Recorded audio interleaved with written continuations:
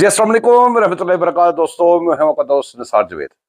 دوستوں بات یہ آج کرنی ہے بہت ضروری، وہ یہ کہ سپریم جوڈیشل کونسل کی لسٹیں بن گئی ہیں، ججز سلیکٹ ہو گئے ہیں کون کون سے اس میں ڈالے جائیں گے، جن میں سے ٹیمیں بن کے تو پھر ججز اپوائنٹ کرنے ہیں۔ مجھے سب سے زیادہ یہ پریشانی یہ ہے، اعتراض بھی ہے، پریشانی یہ ہے کہ آئین جو ہے پاکستان کا آئین، اس کو توڑنا کوئی مسئلہ ہی کو نہیں ہے، اور جو بھی توڑتا ہے اس کا درجات بلند ہو جاتے ہیں۔ وہ فوجی توڑے، وہ جج توڑے، وکیل توڑے، جو بھی ہمارے آئین کی تباہی مچاتا ہے نا، اس کا درجات بہت بلند ہوتا ہے، کیونکہ آئین کو وہ لوگ جو سسٹمیٹک طریقے سے ہمارے سسٹم میں گھسے ہیں، وہ آئین کو نہیں مانتے اور آئین ان کو نہیں مانتا، وہ ہے قادیانڈوز، ان کی وجہ سے۔ اور جہاں پہ یہ گھس بیٹھے ہوئے ہیں، جہاں جہاں گھس بیٹھے ہوئے ہیں، ایک دوسرے کی سپورٹ کرتے ہیں اور پاکستان کے ہمیشہ اگینسٹ ہوتے ہیں، پاکستان کے آئین کے اگینسٹ ہوتے ہیں، یہ ہر طرح سے کنٹرول لیتے ہیں، ان کا سسٹم ہی ہے کنٹرول لینا، اور کنٹرول لے بھی چکے ہوئے ہیں کافی حد تک۔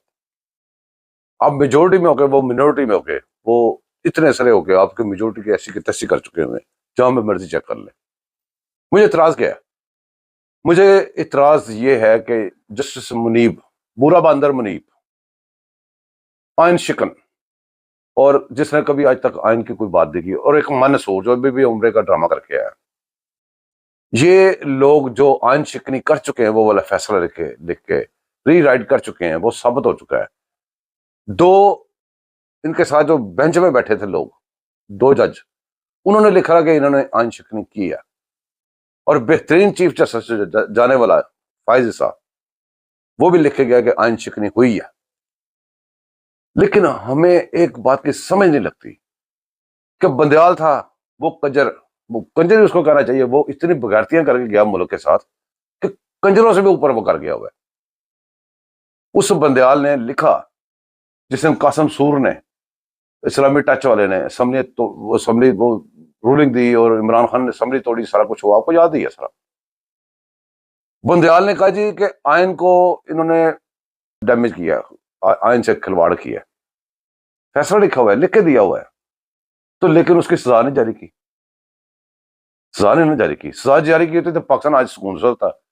آپ کو ہر بات پہ، ہر سٹیپس پہ آپ کو پتا چلے گا کہ یہ ہوتا تو پاکستان سکون میں ہوتا، یہ ہوتا تو پاکستان سکون میں ہوتا، لیکن انہوں نے سکون میں پاکستان کو آنے نہیں دینا۔ اگر یہاں پہ فوجی توڑ دے آئین، بالکل ٹھیک ہے، جج توڑ دے ٹھیک ہے، وکیل توڑ دے، کوئی پرائم منسٹر توڑ دے، کوئی آئین کے ساتھ کوئی چکر نہیں ہے، آئین کو جو مرضی کریں آپ۔ اس کی وجہ آپ کو بتا چکا ہوں میں۔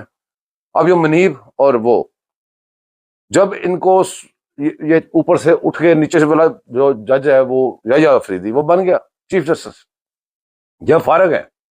اب ہمارا جو قانون ہے وہ کیا کہہ رہا ہے، آئین کیا کہہ رہا ہے؟ وہ کہہ رہا ہے چیف جسٹس اور اس کے بعد کے دو سینئر، یہ اس کے دو بعد کے سینئر نہیں ہے، یہ فارغ ہو چکے ہیں۔ پہلے تو یہ بے شرم بھی ہے نا، بے شرم بھی ہیں، سپر سیڈ ہوئے تھے، استعفیٰ دے کے گھر چلے جانا چاہیے تھا۔ استعفے والے تو اتنی تو جرت نہیں ہے، اس لیے یہ بے شرم ہے۔